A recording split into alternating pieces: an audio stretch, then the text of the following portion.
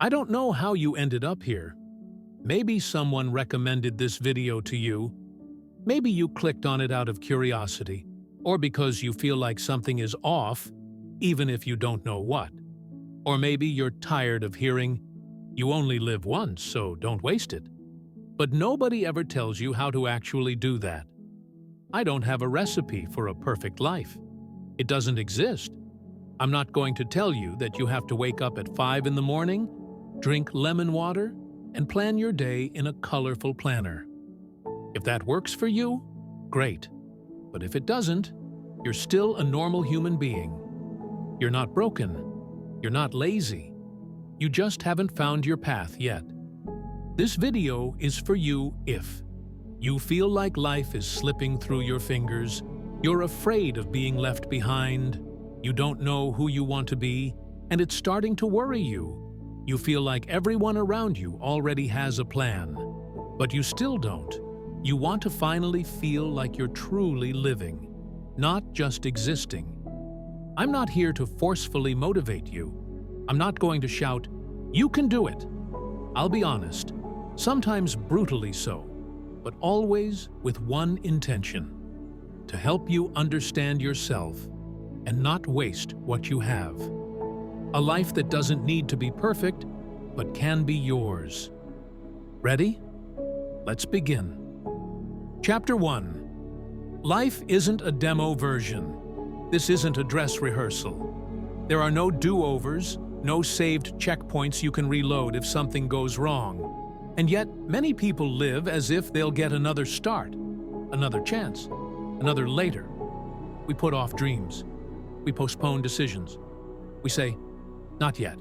And months, years, decades pass. Then one day we wake up in a reality we didn't choose.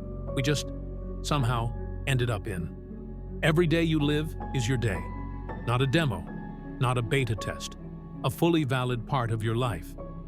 Do you really want to spend it scrolling through other people's lives on your phone screen? You don't have to change the world overnight, but you can start with something small yet real. Realize that this is already happening. Life is happening now.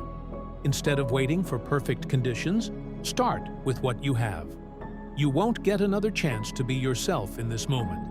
Either you act on it, or you'll waste the final version of life, holding out for a demo that doesn't exist. Chapter 2. The biggest lies you hear at 17, 19, 22.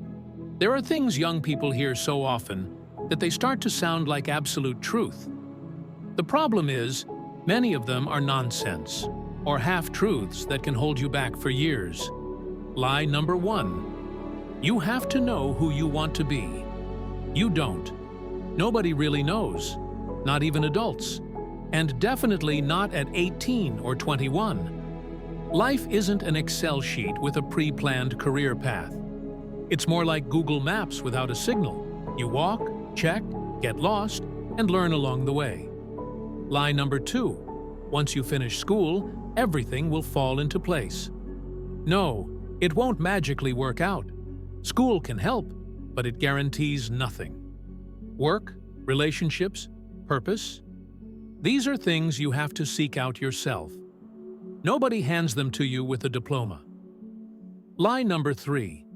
You're wasting time if you're not doing something productive. Not every moment has to be productive. Sometimes the greatest growth comes from getting lost, hesitating, or making mistakes. You have the right to search, rest, and not know. The truth is, nobody has a ready-made script. You get to write your own. But first, you need to clear your head of other people's nonsense. Chapter 3. You don't need a plan to start walking. We often hear that you need a plan, a strategy, a roadmap. But the truth is, most people who achieved something extraordinary started with no plan. They only had a direction, an intuition, sometimes just a feeling. I'm drawn to this. And that was enough. Don't wait for full clarity. You won't get it. You won't discover yourself by sitting and analyzing. You'll discover yourself by moving. The first decisions might be wrong. The first attempts might fail. But that's how you find out what works, what doesn't, what you want, what you can't stand. Step by step, you'll create something that's yours. You don't need a 5-year plan. You just need to do something today. One micro step. Walk in a direction that sparks your curiosity and see what happens next. Chapter 4. No one is coming to save you. And that's good news. In fairy tales, there's always someone who saves you. A prince on a white horse, a fairy godmother, a superhero. In real life, we often wait for someone to fix things, to guide us, pull us out of a slump, rescue us from our own life. But here's the truth. No one is coming to save you. And that's good news. Your life, your responsibility. This doesn't mean you're alone. It means you're free. You have the full right to decide for yourself. Not your parents, not teachers, not the system, not friends. You choose what your life will look like. Scary? Maybe. But also freeing. Because if no one is coming to save you, that means you don't have to wait for anyone. Waiting kills. Many people waste years waiting for a sign, someone, or the right moment.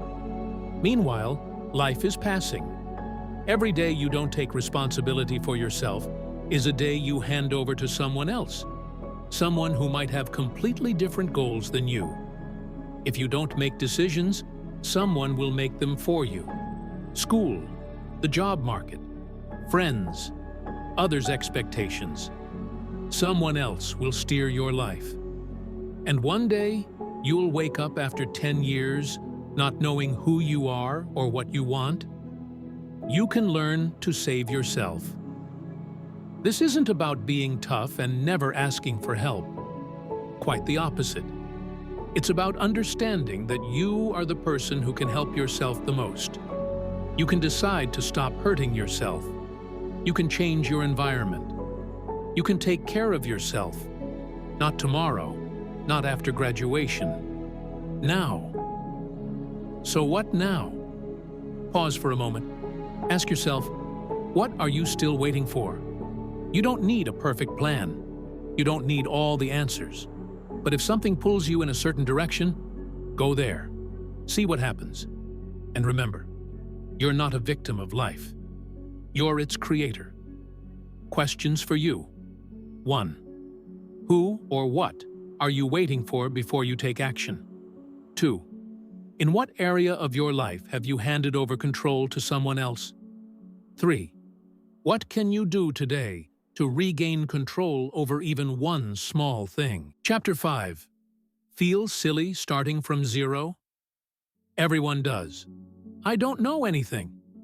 I have no experience. Others are already ahead. That voice in your head? Welcome to the club. Everyone who's ever started something new has been there. Nobody is born with a CV and portfolio. Everyone starts from zero. It's normal to not know, to be afraid, to feel awkward. But if you never start, you'll never move past this stage. You can't skip it with theory or daydreaming. Only practice will get you through. The worst thing you can do is compare your beginning to someone else's finish line. When you see someone already there, you don't see their messy start. You only see the highlight reel, not the behind the scenes. Beginnings are uncomfortable, sometimes humiliating, but they're the only way to get where you dream of going. Nobody has avoided being a beginner, so don't run from it. Start. Create your first clumsy project. Write your first awkward text. Record your first shaky video. Sign up for your first volunteer gig. Everything you do awkwardly today will one day be second nature, but only if you give yourself the chance to start from zero. Chapter 6. What you have now is enough to start. Many people never start because they think they're missing something essential: money, contacts, equipment, knowledge, confidence. But the truth is, nobody starts fully equipped. Sometimes all you need is a pen and paper, or the phone you already own. Sometimes just the decision. I'll try. What you have right now, your experiences, intuition, questions, curiosity, is enough fuel for the first stretch of the road. Don't wait until you're ready. Nobody ever is. Readiness is a myth. It comes after you start. You know that feeling when you look back at something you made 6 months ago and think, wow, that was bad? That's a sign you've grown. But you wouldn't have grown if you hadn't started back then. With what you had, you don't need more resources. You need more courage to use what's already within your reach. Chapter 7. Success doesn't look like you think Hollywood, Instagram, TikTok. They show success as a mansion, a six-pack, millions in the bank, and a life like an ad. But real success is often quiet, invisible, personal. Success is saying no when everyone else says yes. It's getting out of bed when your mind won't let you. It's being yourself where it'd be easier to pretend. It's small steps, repeated daily, despite fear. Don't let anyone convince you that you're not good enough because your life doesn't look like a social feed. Success isn't for display. Success is the feeling that you're on your own path, even if slowly, even if uncertainly, but honestly. Ask yourself, what would success mean to you if nobody was watching? If you could simply live your life your way? That's where your truth lies. Chapter 8. Being tired isn't laziness. I'm useless because I don't feel like doing anything. Number. Maybe you're just tired.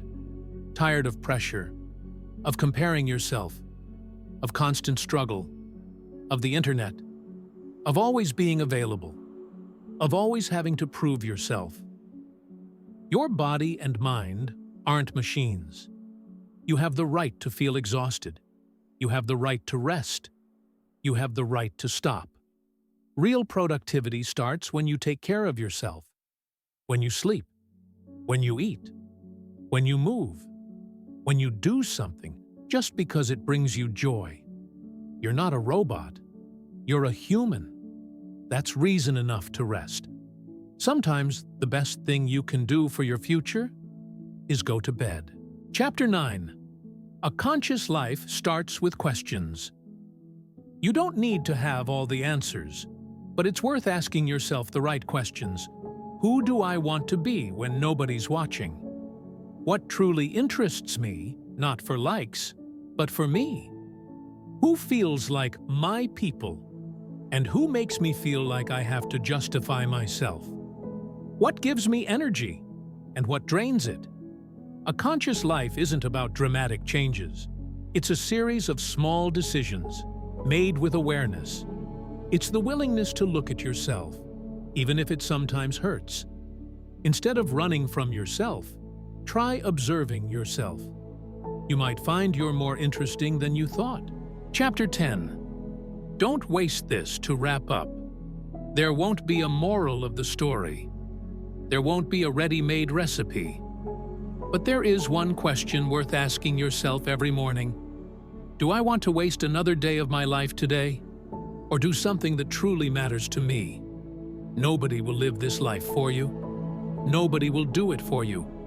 But you can, with what you have, where you are, as who you are. It's not about spectacular revolutions. It's about not missing yourself. Don't waste your life waiting. Start living it.